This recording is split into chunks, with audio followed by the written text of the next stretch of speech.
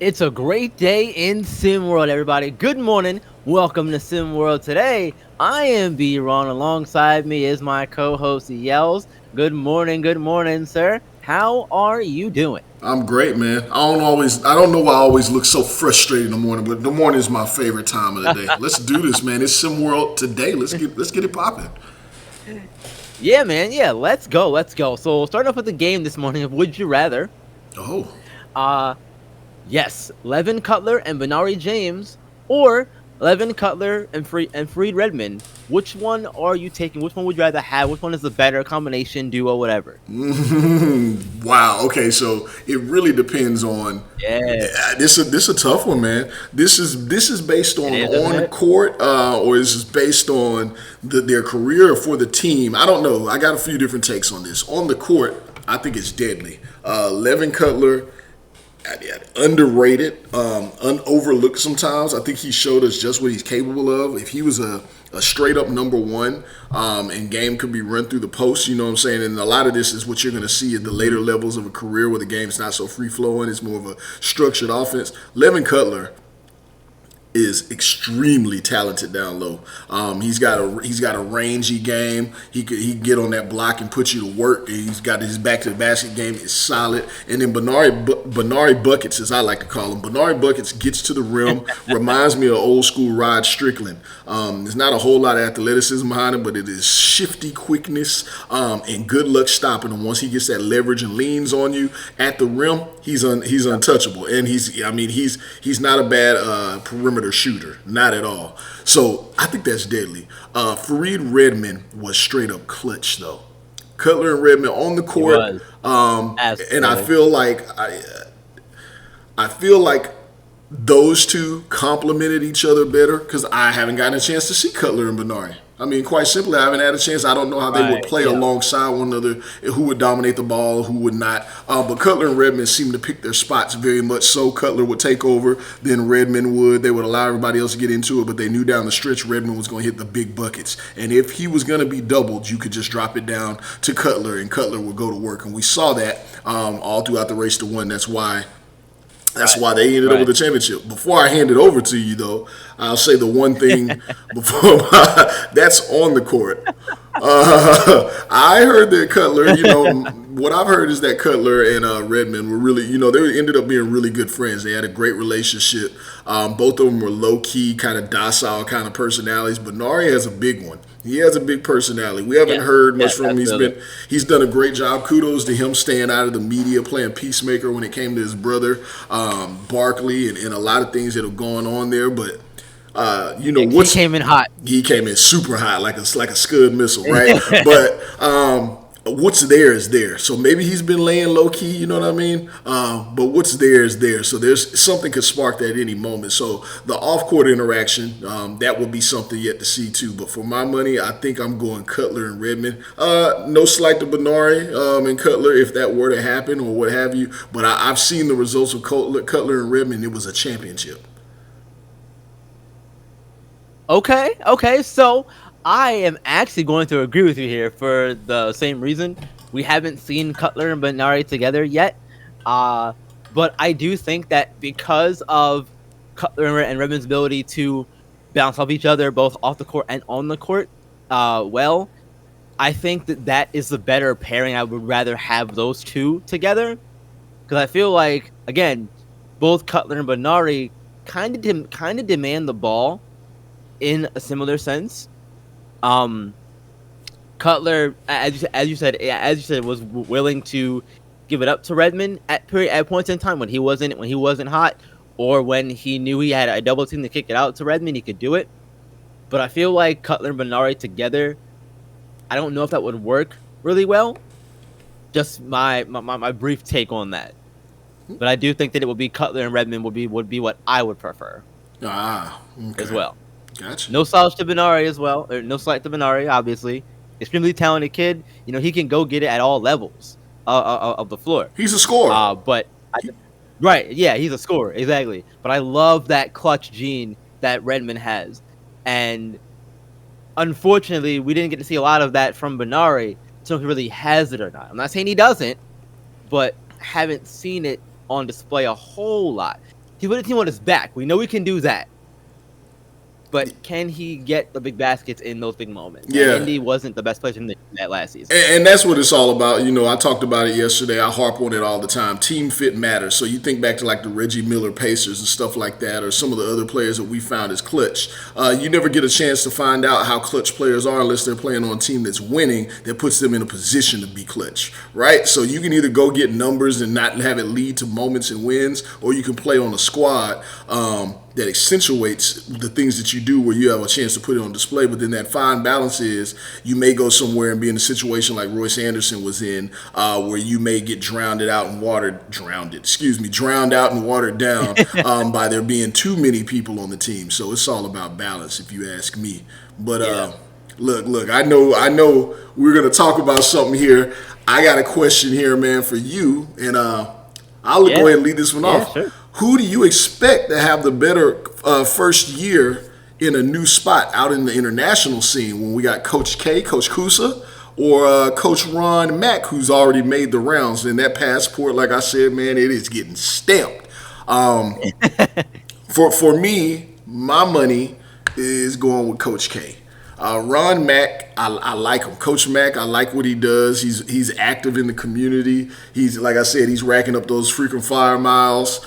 He's willing to take on the challenge of an APAC team that a lot of people see as a darling of the league. But they had some coaching woes. They had some player woes. There's some things. There wasn't great chemistry with that squad at all, and they were still able to achieve that. But Coach K, man, Coach K is committed to the team. What he was able to get done out and beyond the arch, everybody leans heavy on and says, hey, that was all Tyson Simpson. He did some very creative things with his roster. Getting people to buy into coming off the bench, getting people to buy into roles. Daniel Horry to show off. Daniel Horry, showcased. He saw the potential in him and put him in the right spots to do it. Then we got a chance to see Devin Fields shine. Coach K is primed for success, and let me before I hand this off, the Atlanta squad, they were no slouches last year. And let me just make sure. Let me check my notes. They are bringing back Keontae Smith, and yes, they don't have Theophilus. Excuse me, they don't have Hilton anymore. They don't have Theo. Right. But Mickey Hartman's still there, who can shoot. I believe. They're missing some pieces, but a centerpiece of that team that nobody ever really talked about was Keontae Smith in the middle, who I think he was somewhere around 3 or 4 in the league in blocks, and he just really defended the rim well. Reminds me of somebody that he had the season before and was really successful with. So now all he has to do is go build an offense around him. So I think Coach K is primed for success personally. And just to make my point, I think APAC may have the better season statistically, but I think we may see more from Coach K in terms of coaching and proving he's a top-tier coach, being able to work with a new squad. Okay, I hear you. I respect that opinion, and I'm a big fan of Coach Kusa. I love how active he is, how active he was in Beyond the Arch in that community down there in St. Louis. And it's not easy to go from, Finland to come to America, coach, there, and for the first 2 seasons of SimWorld Prep. So I commend him for that, and that is all well and good, and I love that for him. But I feel like when I think of the better season, I'm strictly talking about records here, and I think that Ron Mack has the potential to have the better record and have the better season overall because of the talent he already has there with APAC. He came on late for SimWorld Europe, and personally, from everything I heard, he was fairly active with that team and got them. He got involved with them very quickly, and he did a lot of good things for that area as well. So if he can take what's already there in APAC and he has a full season to work with that team, man, that's gonna be scary. So I think strictly just based off a record alone, it's gonna be Ron Mack having the better first international season. You can say he has an advantage because he's coached the international side of things already, but that's neither here nor there. In my personal opinion, it helps. I don't think that's all there is to it. Yeah. I'm with you. Like I said, I think Coach Mack will probably end up having the better statistical season winning record wise. But whatever Coach K is able to pull out of Atlantis, I believe it will be the maximum that can be pulled out of Atlantis. That's all. Yeah. Yeah. Speaking of pulling people out of things, man, Royce Anderson. There's a lot of talk about him going around, and where is he going, that kind of stuff. So let me hear me out. Hear me out. If he goes to Lone Star, does he bring Trey Hyman with him, or does he attract someone like Arthur Lattimore from Cascadia to go to Lone Star? If Royce Anderson does decide, I'm gonna go play in the championship stadium for Doug Dobbins and all of them down there. Man, look, let me squash out. Trey Hyman's not going anywhere. Look, he hopped in the chat. He hopped in the chat and tried to squash all that immediately too. It's like, hey man, let us have some. Let the media have some fun. And you guys out here, y'all don't let the end of the song play. Y'all don't wait on the bridge or nothing. Y'all jump right out there and give the whole story of the song in the beginning. Y'all can let us play around. So Trey's already squashed that. I think he's a man, a man of his word, even at his young age. And I think that's just good quality to have, by the way. absolutely. But I also just think it's a rumor that I think was just kind of wild in the first place. I can't see Trey going anywhere. King Lattimore, on the other hand, King Arthur, he's from Cypress, Texas, and those bright lights would look nice. Now, does he want to play alongside of Royce Anderson? Does Royce Anderson want to play alongside Arthur Lattimore? Have they been in communication? Have they talked at all? Are they going to put everything out on Right. Front Street and ruin their chances of going anywhere else? Does Doug Dobbins want them both? I would say so. I haven't talked to him, but I'm sure he would. But don't forget Nene Gibson's still there. I don't know. All I And know it's is so I'm ready weird. to I see. thought that he was. Say again? I thought Nini was leaving after this past season, but he's staying. That's Yeah, I interesting. think he's got I don't know a. I why, think but I he's did. got a. He's got a late birthday or something. He's still eligible for one more Oh, year, okay. so he's good to go. But all I can say, man, I love to hear your take on it. But I'm ready. I'm ready to see the Rolls Royce. I'm ready to see the Royce roll. If you know what I mean. Unleash Yeah, the beast. I'm ready to see it, man. yeah. So I don't think either of them are going anywhere, Arthur or Trey. And I say that because in both of their current situations, both of them either can be or are already the number one de facto option in those situations. And I know we talk about it a lot. It's prep basketball. Go get your numbers, all that stuff. And that is true. And I feel like in this situation, for both of these kids, that holds true for them as well. Go get your numbers. If Arthur Lattimore goes somewhere like Lone Star, I don't know if he has the same level of success that he's going to have in Cascadia from an individual standpoint, because the ball's going to be spread around between him, Nene Gibson, and Royce Anderson.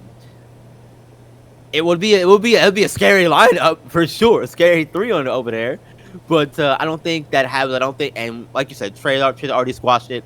I didn't think he was going anywhere anyway, but I don't think either of them are going. I think if Royce does go there, it'll be him and Nene. Apparently, Jace McGez is gone from there, from what I'm hearing. So, hey, throw my hands up. That's what it is. That's what it is, man. I hear you. I hear you. Yeah. Let the Rolls Royce. Let the Royce roll. Yes, sir. Yes, sir. So we know that Renzo Bryant and Carter Fields are leaving Heartland to go elsewhere. Don't know where they're going yet, but elsewhere. Paulo Jones was not happy about that. A Heartland Zombie member. He calls their departures, quote, betrayals. What do you think about that? Now, let me start first.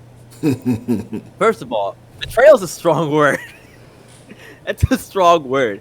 However, I do think that, in a way, Jones is entitled to his opinion, and I'm gonna get out there first. Entitled to his opinion in every sense of the word, and I do think he has somewhat of a point. I feel like Renzo and Carter both kind of really got involved and really got acclimated very quickly to that environment, to that community, to that area where they played in Buckeye Lake. So for them to leave after the first season. After the first season, after Coach Skinny made his announcement that he was leaving too. That does rub me the wrong way because I felt like they had a lot of good things going there to kind of blow that up. Doesn't sit right with me. But what about you? I feel the exact same way. I would like to disagree with you, but betrayal off with his head. Yeah, I mean, hey, Top 10 anime betrayals. hey man, I'm old school when it comes to. I remember watching players play for the same teams, for the same high schools in the same areas, going to the colleges within the region they were in, staying there for 2 to 3 years, going to a NBA team, and being there for the vast majority of their career. But it's a new world now, man. It changed so much. I hate to say it, but it's a new world, and I guess it's how it works. There's no. If I say no loyalty, everybody will get all sensitive about that. But there's no loyalty. There's no loyalty in anything. It's like, hey, man, you hear the statement, I got to do what's best for me. Well, damn. Well, yeah, you do. But, man, it takes time to build something. It takes time and commitment to build something great. When you look at some of the pro level teams, Steph Curry could have left anytime. Draymond could have left anytime. Klay Thompson could have left anytime. They built a legacy because they stayed and they built something. Everybody we look up to, you talk about the Kobes, the MJs, the Coach K's, Coach Krzyzewski. Am I saying it right? All these people, we talk about them. Yeah, whatever, man. Him. Yeah, I've never been able to say it, and I'm not going to be able to say it today. It's built on building something from somewhere. So I think Coach Skinny's from that area, so he wanted to get back home and travel. Travel is a big deal at the SimWorld prep level. So I'll cut everybody a little bit of slack here, but. I mean, I'm rooting for people to operate in the area they're in and stay in there and build a legacy. We've seen so much movement on the coach side and the player side, and we give the players a hard time. I don't know who's paying for them to move all across the damn country like this, but the coaches, they do have somebody that's paying them, and they're able to move across the country. I get it, but we give the players slack, but the coaches. I mean, we give the players flack, but the coaches, we've been letting them off. There's way more movement than I would expect to see. Hopefully,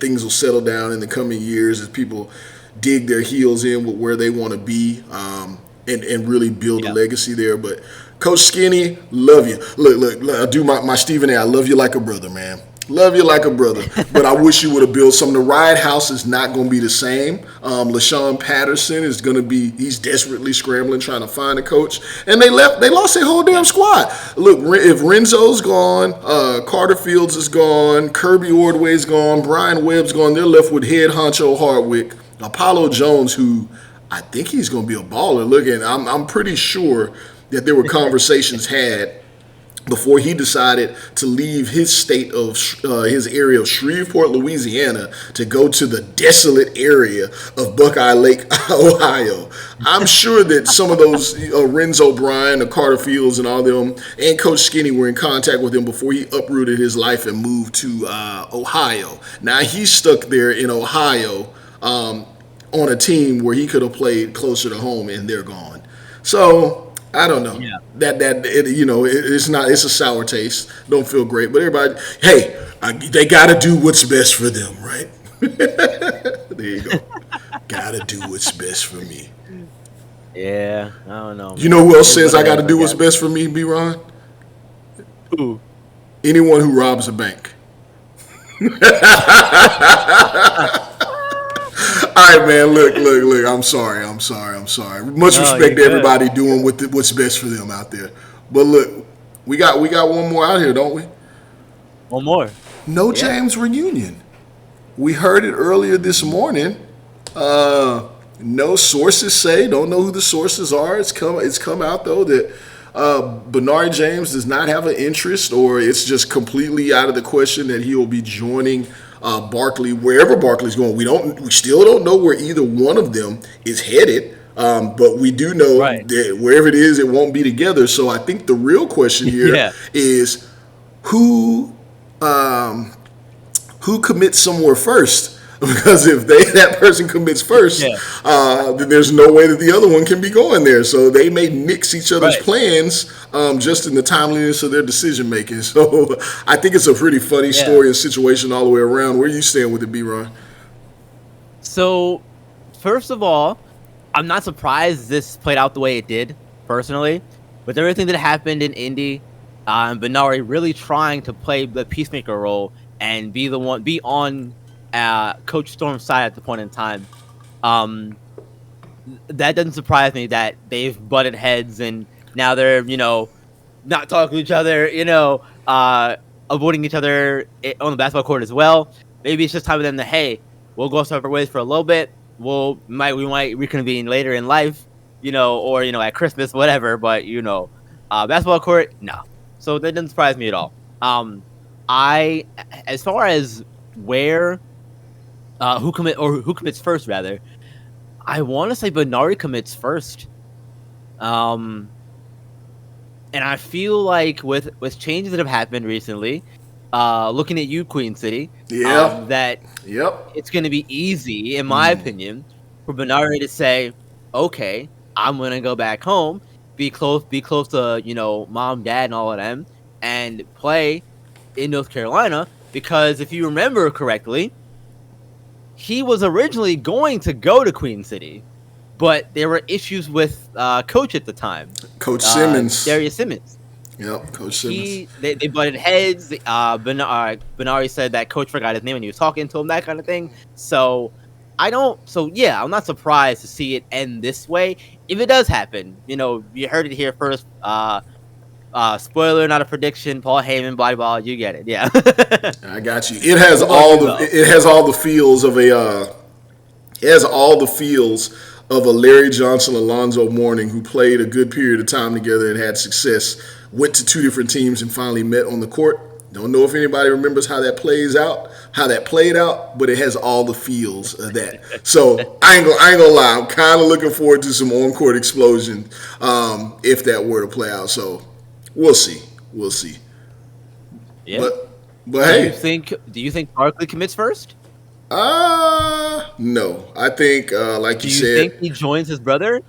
hell You no. think either of them join Isaiah, or they Ah, all go their own separate ways? I think these guys they may be brothers by blood, but they clearly have their own destinies and paths, in my opinion. So I don't think any of them will end up on the same team, and I do think Benari's headed to the Queen City to play for his hometown. I think that's what he's always wanted. It's just the timeliness. How quick do things happen? Is coach and the organization Yeah. interested in any other Barkley brothers or anyone else on the radar? But I think they go Right. their own separate ways. But do you hear the producer too?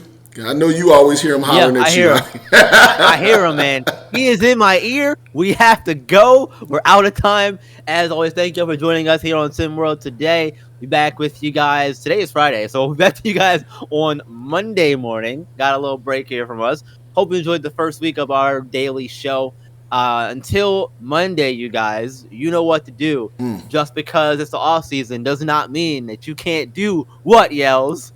See the See the game. game Be the and game. be the game. We're out.